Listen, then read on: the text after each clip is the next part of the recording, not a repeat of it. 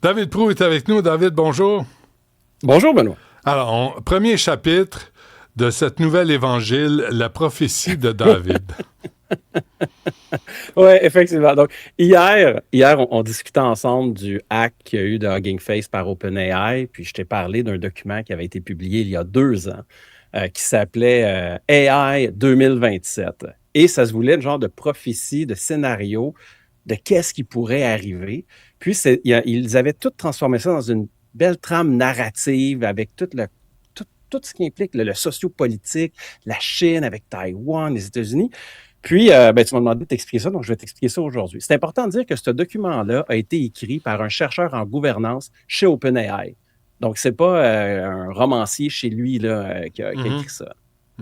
Donc, l'idée, c'est que ça parle d'un laboratoire qui s'appelle OpenMind, laboratoire fictif, mais qu'on peut croire que c'est OpenAI. Et là, ils ont créé un agent qui s'appelle l'agent 1. Puis là, les gens l'utilisent un petit peu pour faire des petites demandes, chatter avec et tout. Puis là, ensuite, l'agent 1 donne naissance à l'agent 2. Puis là, l'agent 2 est capable d'accomplir des vraies tâches, du vrai travail. On parle avec lui comme avec un humain. Puis il se met à faire du travail, puis ça va bien. Puis là, l'agent 2 donne naissance à l'agent 3. Mais là, l'agent 3 fait de la recherche. Fait de la recherche en intelligence artificielle. Et là, c'est l'IA qui entraîne l'IA. L'IA qui contrôle l'IA.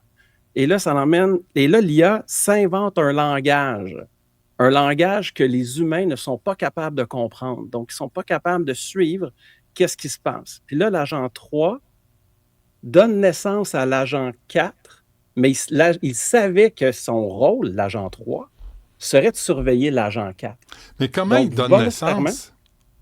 C'est que, en ce moment, il y a quelque chose qui s'appelle des loops, ou puis une autre technique qui s'appelle des graphs. C'est grosso modo, tu donnes une tâche à un agent avec un objectif, et tant qu'il ne l'atteint pas, il recommence. Et puis quand il a terminé d'améliorer son code, il mesure son écart entre ce qu'il souhaite faire et le résultat qu'il a obtenu. Il regarde où il n'a pas atteint ses objectifs et il recommence. Et il recommence jusqu'à temps qu'il atteigne l'objectif. Et là, on est rendu à un point où l'IA entraîne aujourd'hui l'IA. Anthropic a publié des documents là-dessus cet été. Et là, il y a cette accélération-là. Puis dans le document, puis j'ai fait un beau graphique que je vais te montrer dans quelques secondes, mais ce document-là a une précision hallucinante sur les capacités, de qu'est-ce qui était pour arriver et leur timing, de comment ils mesurent, comment les choses... Ben, regarde, je vais arrêter d'en parler, je vais te le montrer, puis je vais l'expliquer aussi pour les gens qui nous écoutent. Donc, ça, je l'ai fait, le lien pourra être dans la description YouTube du vidéo. Chacun des petits points, c'était une prévision. La ligne du temps est ici.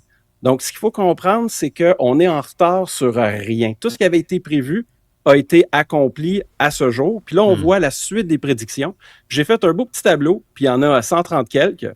Puis on voit, exemple, les dépenses annuelles des centres de données doublent pour atteindre 400 milliards. Ben, c'est accompli à la date prévue. Et puis là, on a la source qui va vers un lien externe qui le dit. Les contrats militaires, ça a été d'avance. La première entreprise à 1 trilliard, on est d'avance. Puis on voit que les seuls points non accomplis, il y en a un que c'est un benchmark, mais les autres, ça va être des trucs sociopolitiques, comme des manifestations anti-IA ou des trucs comme ça. Puis là, ce qui est beau à entendre, ce qui est important à comprendre, c'est que dans ce scénario prophétique-là, c'est constamment la course entre la Chine et les États-Unis. Que là, la Chine est en retard. Puis là, d'ailleurs, ils avaient prévu que la Chine rattraperait les modèles américains. Donc, on est rendu là cet été. En les créant ou là, en les copiant? Ah, ben là, fort probablement en les copiant. Mais là, ils ont tellement bien copié que là, maintenant, ils sont capables de créer eux-mêmes, fort probablement, mais ils ont du moins bon matériel. Mais là, ce qui est intéressant, c'est que là, ils montrent les tensions, de dire, ben là, il y a des espions chinois dans les labos américains, ils vont voler des modèles, et puis là, les Chinois se disent, les Américains sont sur le point d'atteindre la super-intelligence. Est-ce qu'on bombarde leur centre de données? Est-ce qu'on pirate leur centre de données?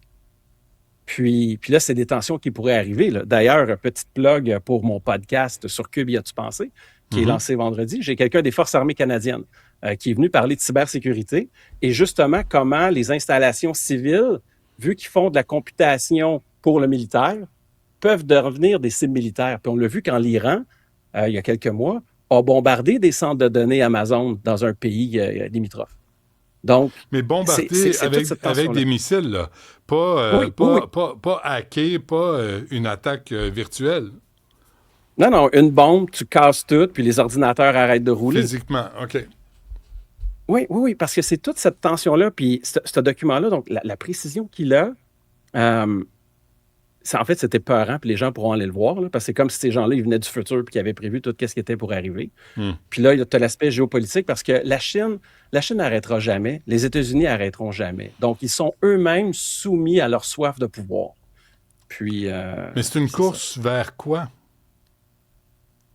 Le but, c'est que si tu atteins la super-intelligence, si tu crées l'équivalent de Dieu ou d'un génie Hmm. avec une laisse, puis que tu crois que tu vas être capable de retenir le génie avec la laisse, Mhm. ben cette supériorité en science, en physique, en chimie, en tout, ben, permet de dominer tes adversaires.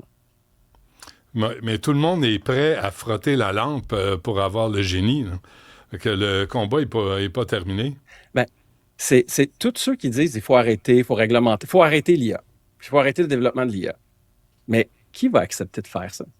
On sait que c'est la bonne chose à faire, Personne. mais personne ne va accepter de Hmm. faire ça. Hmm. Puis là, ce qu'on va voir cet automne, c'est cette course effrénée-là de développement à l'infini. Tu as dit ça hier, David, tu sais, cet automne et le printemps, là, 2026-2027, on est à un tournant dans tout ce qui touche l'intelligence artificielle. Oui, parce que vu qu'on a atteint le niveau où l'IA entraîne l'IA, ben là, ça va plus à la vitesse des humains, là. Ça va à la vitesse des machines. Donc, les découvertes qu'on va faire et les gains en capacité qu'on va faire, Hmm. ça va aller très, très vite. Faut te dire, le printemps dernier, c'est le plus lent que ça leur a jamais été. À partir de maintenant, c'est juste encore plus vite. OK. Mais là, au La- moins, on peut se fier à l'excellent jugement de nos leaders politiques pour nous guider à Ah travers oui. tous ces changements à Et venir. la fin de l'humanité, c'est pour quand? Moi, je pense que ça n'arrivera pas. Moi, je pense Ah, qu'on va être OK. correct. OK. Je m'attendais à une Ouais, date, là, ouais. mais si j'en ai pas, c'est pas grave. Parfait. On se laisse Ouais, là-dessus. ouais. Merci, David Proulx. À demain.